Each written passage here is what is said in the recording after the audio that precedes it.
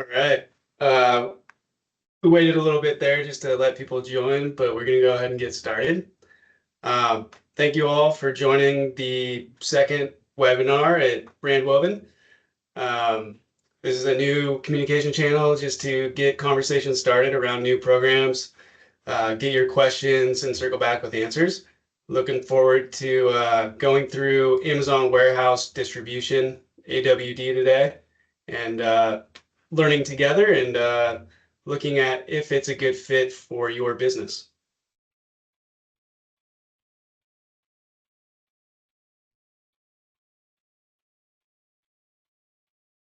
Before we get started, I just want to introduce myself. So I'm the VP of Operations at Brandwoven. I'm connecting our departments. I'm choosing our tool stack. And also I have direct ownership over our inventory management. So this topic makes a lot of sense for me to be introducing and also tracking and helping our clients understand. Definitely connect with me on LinkedIn if you have questions or just are in the space and want to continue learning and working on Amazon together. Be happy to hear from you there. Before we continue on the topic, stepping back and talking a little bit about who we are at Brandwoven, we manage over 28,000 ASINs.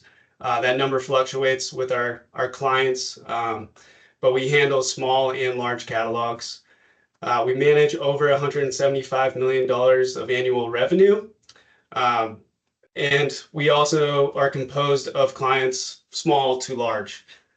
So we make bets on brands we believe in, and we also help premier brands continue to stay at the forefront. We have over 30 staff members. Those 30 staff members are highly capable and have bandwidth that's unique in our space. We take a consultative approach to our partnerships, definitely value long-term partnership and brand building. So really looking to go deeper than other agencies, making sure we're thinking about the near term and the long term. Definitely check out our website, gobrandwoven.com, to learn about all the services that we offer. What we're talking about today is just a very small segment of what we do. Today's webinar, the framework is that everyone's muted, cameras are off, so feel free to continue eating lunch. I hope you're kicking back a little bit, enjoying the conversation. And then up at the top of the screen, there's a QA button. Type in your questions there. We'll try to circle back at the end of the call. And if we don't have time, we'll circle back in email or with a phone call. This recording is going to be posted on our website, and we'll also email it out to the attendees. So, you'll have reference, so don't worry too much about taking notes. Today's agenda, we're going to talk about what is AWD. Then we're going to go into when is AWD a good fit. It's not a good fit for all brands, all product, but it is a great fit for some. Then we're going to get into how to manage AWD. So we at Brandwoven partner with our brands to come up with that strategic process, and we're going to talk a little bit about that. We're then going to finally end with a projection of where is AWD going, and is this something we need to be thinking about? And there will be time for Q&A potentially at the end. So AWD from Amazon's definition is on the screen. Amazon warehousing and distribution is a low-cost bulk storage solution for your inventory that distributes to the Amazon store and other distribution channels. A more simple definition might be that AWD is a 3PL replacement. It can be a full replacement or a partial replacement, but that's ultimately how we're seeing it. Before we look at how AWD can fit into your supply chain, I wanted to step back and look at how most of the clients in our portfolio are set up today. So the way most brands are set up is they produce their goods at a factory, then they send those finished goods into a third-party logistics or 3PL, and their inventory is stored there. At the 3PL, They assemble, they label, whatever needs to be done to ship out to retailers or to Amazon. For Amazon, from the 3PL, we ship into FBA warehousing, fulfilled by Amazon warehouse. There's a lot of those in the country, and Amazon is asking us to send units close to the final Amazon customers. That makes them able to deliver on their quick delivery promise that they publish on their sites. We can also fulfill customer orders through brand websites if they've implemented Buy with Prime, and you can also do multi-channel fulfillment, customer fulfill orders that way as well. Finally, this node here, this is really your brick and mortar. 3PLs fulfill them as well, which in turn supply the in-store customers. If we introduce AWD, it goes here. So it goes between the 3PL and FBA. The benefit of introducing AWD is that there's going to be single inbound destination. So instead of shipping to multiple destinations, you're going to one location. You're also eliminating the no inbound placement fee. So, or you're eliminating the inbound placement fee, I'm sorry. That cost has been growing in the last 12 months and is the primary point pushing brands to explore AWD. You're also getting auto replenishment through the program. So it comes from AWD into FBA on a algorithm set by Amazon. Definitely a benefit, but something to be monitored. You start to really have a lot more benefit if you fully replace your 3PL, and that's a big if. You have to make sure you're matching all of the services you're getting out of your 3PL today with AWD. But if you can eliminate a lot of costs there. The next benefit is you're lowering your total storage fees. So AWD has a better rate for storage than FBA. So if you can shift inventory to AWD instead of FBA, you're going to have a lower rate. There's also the benefit of just holding less inventory. AWD is a more flexible location than FBA, so your safety stock can be pooled upstream rather than at FBA. With this quick injections, you can rebalance a bit and be a little bit more efficient. When we're thinking about introducing new structure, it's also important to think about the timeline of the different pieces between the nodes. So you've got when units arrive at AWD, there's a 2 to 4 day processing time there. And then when you ship units from AWD to FBA, Amazon promises a 10 to 14 day process. I also wanted to call out that this connection here, AWD to big box retailer, that has been a pain point in the past that's becoming less of a pain point. AWD has introduced new labeling potential that has really opened that up for some of our clients to consider the program. So we just ran through some of the benefits, but we need to look at the risks of the changes we just looked at. So first off, if you're unable to match your 3PL services with AWD, you're going to be adding another point in your supply chain. So that's going to add complexity, potentially costs in your management. So you have to be comfortable with the extra point or replace costs. You're going to have increased costs on some products that aren't a good fit for AWD. So you want to make sure your mix is going to do well in AWD, or make sure that all of your products are having a net benefit from a costing standpoint. And we'll get into that later in this webinar. You're also increasing your dependence on Amazon. So, Amazon is a leader in the in business, someone a lot of people are hitching their wagons to. Definitely a great opportunity Amazon gives us all. That said, if we are too dependent on that single opportunity, it can really put strain on a business. So we want to manage that. The auto replenishing that comes with AWD is definitely good in theory. And, you know, as we become comfortable as sellers with that automation, we may not need to watch it closely. But for the time being, I think it does require a lot of oversight. And so this does, create an operational change in how we track inventory and plan inventory. So that is a risk that becomes burdensome and puts strain on the company. So just to kind of recap what we just went through there, there's a few buckets we want to evaluate for benefits and risks. The first being a 3PL replacement. So can AWD replace your 3PL services? It's a big if and one to explore to make sure that you can maximize the benefit and you're not introducing too much complexity.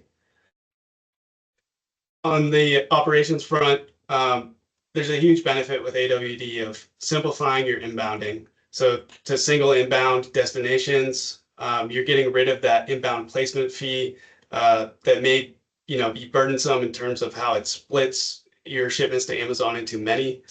And then auto replenish FBA, that sounds like a benefit. We need to make sure that it is with monitoring, but it definitely should be. And then you have a risk, you could be increasing your costs if you don't evaluate it properly. And then you're increasing your dependence on Amazon. So if rates change in the future for AWD, will you still be in a good position? If they've managed their capacity in a way that does not benefit you, how are you going to move from there? Finally, evaluating how your FBA inventory is going to change. So we can have a benefit of moving less to FBA and having less of a storage fee. And we can keep our inventory more flexible, keeping it upstream. The challenges there, we're now going to be monitoring multiple layers of inventory and replenish rules that we don't know the exact logic behind and things like that. All right, so now we're going to look at when products or when brands should consider AWD. So number one, products need to be eligible. Second, prep is handled upstream. So we need the product to be ready for the AWD program. And then third, we need to see that the financial modeling makes sense. We're going to be changing ops. We need to make sure there's a financial reason for it.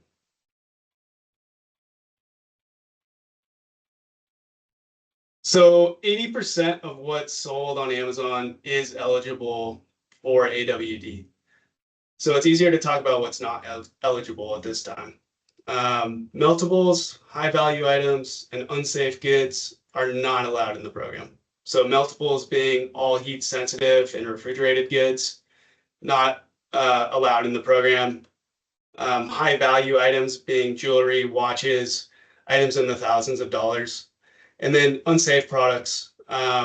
These are products that Amazon is defined as hazardous, or they're large and bulky. So a large box that might be hard for a warehouse employee to handle, those are not allowed at this time.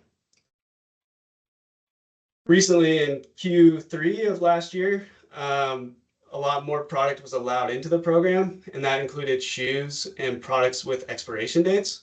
So that's really opened up a lot more of our portfolio to consider the program. At this point, most products, except for these groups, they can be put in. The prep that needs to be handled upstream before I would consider AWD, first is that your products are assembled into the final sellable unit. So it's pretty often that someone will manufacture, single eaches or, the single battery, and then they'll assemble it at the 3PL into a 6-pack of batteries. And that assembly is something 3PLs offer, but Amazon warehouse distribution does not. So until you are, building or assembling upstream, I would not consider AWD. Next, you want to have your products labeled as they will be sold at FBA. That's just going to simplify things. You want to bring that cost in-house where you can manage it down. That's just a step I would take to simplify the process.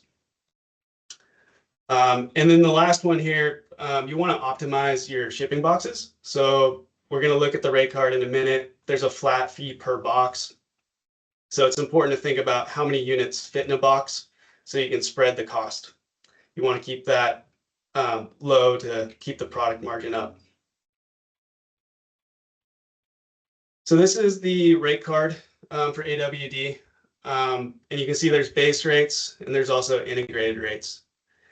Integrated rates are unlocked when you're using Amazon transportation. So Amazon transportation, that includes the partner carrier program. That's the most common one used where you're shipping from your 3PL into FBA. For our portfolio of clients, we're using that 90% of the time. The 10% of the time we're not using it. We're shipping bulky items or we're shipping hazardous products. And those products are also not a good fit for AWD. So this is really the section we're focused in on in most of our modeling. Storage fees, processing fees, and transportation fees are the three costs. Storage fees are cubic feet per month, and it's based on daily usage. Processing fee, that's per box, and it's charged once per box. So this is really the one you want to, or it's the one you can really adjust in your planning, process or package things differently to make sure you're spreading that cost. And then finally, transportation fee, and that's by cubic foot. And that cost comes in when you're replenishing FBA, so moving units from AWD to FBA, or it comes in when you're moving units from AWD to another channel. So sending units to Dick's Sporting Goods, that's the rate there.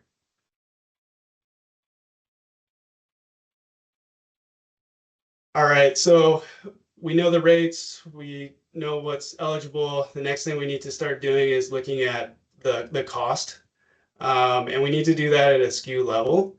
And we need to do that because of the dimensions and how it's shipped in. So I've stripped off the numbers of these visuals, but these are real examples from our studies. And what we're saying is that, product A and product B are not going to have the same result. Product A here is in a shipping box with many units. Product B is in a shipping case of 2 units. So it didn't spread the cost as well.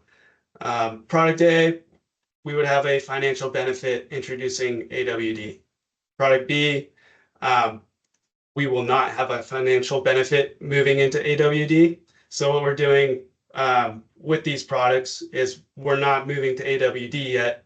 We're evaluating if we should change our shipping cases for product B, and then we'll look at bringing that account into the program with everything being a cost benefit.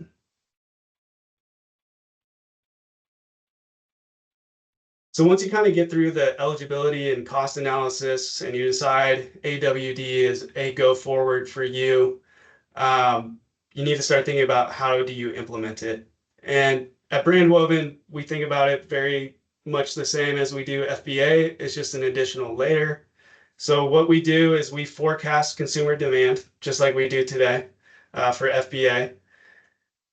And then we track the layered inventory. So we have to track how much inventory do we have at AWD and how much inventory do we have at FBA and how much is on hand or inbound to each one. So at this point, we can use our demand forecast, pair that with the layers of inventory to start to understand how much more we might need in the different spots. And to really start to move inventory into AWD or FBA, we want to set rules. So we set rules on lead time, frequency, safety stock, and rounding. And those rules will take these variables and then tell us what we need to purchase from a factory or what we need to transfer from AWD into FBA. To dive in a little bit deeper, this is what that looks like from a spreadsheet standpoint. So item A here, we have 0 units in AWD. We know that's 0 days of supply. We have 90 days of lead time to get anything new into AWD. We're only going to buy in thousands. That's how we're buying it from the factory. We want to sales demand safety stock in AWD, and we want to add to our 0 position. So we're going to be purchasing today 1,000 units. That adds 92 days of supply to AWD. And then if we look at our FBA position, we have 170 units on hand. That's 23 days of supply. We know that we have 14 days of lead time. We're rounding to 2 for that movement, and we're going to add 90 units or 8 days of supply with a transfer from AWD to FBA today. So this is a hypothetical, but this is really how we are thinking about the multiple layers of inventory. We know that this line here is going to be automated by Amazon, but we still want to have this logic in place to be cross-checking what is Amazon doing. Are we happy with that result? And if we're not happy with what's moving from AWD to FBA, we'll intervene with a manual movement.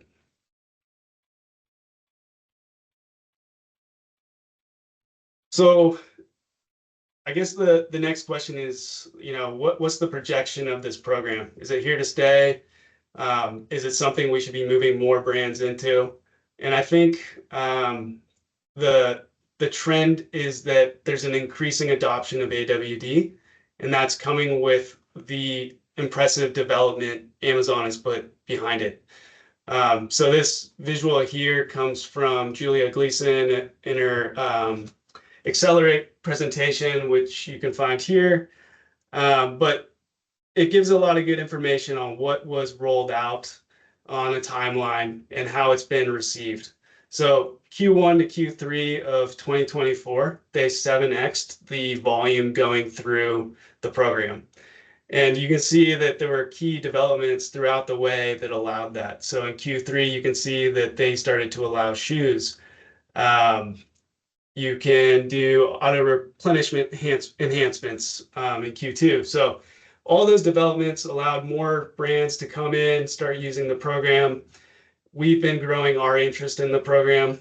And really what we're wanting to see is more demonstration of reliability. So, we just need to see the program working for longer to really want to go in on it. And that's where most of our partners are as well. So capacity issues, for example, in Q4 of 2024, they stopped accepting units to be injected into AWD for a period while they were over capacity. And events like that just trigger a lot of caution for us. We want them to continue to develop the program, really build it out, make sure it's stabilized.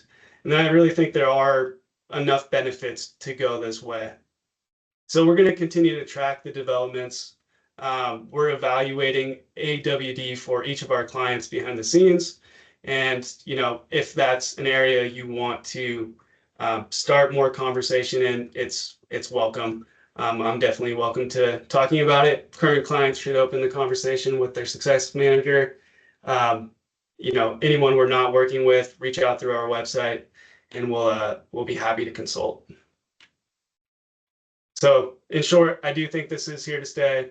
I anticipate a portion of our portfolio is going to be using AWD by the end of 2025. And it's going to be an interesting space for us all to keep in communication around and learn from each other. So just to kind of close up here, Wanted to give everyone an opportunity to just continue the conversation. So feel free to schedule a consultation using the email here, info@gobrandwoven.com. You can also scan this QR code, which will navigate you to getting in touch.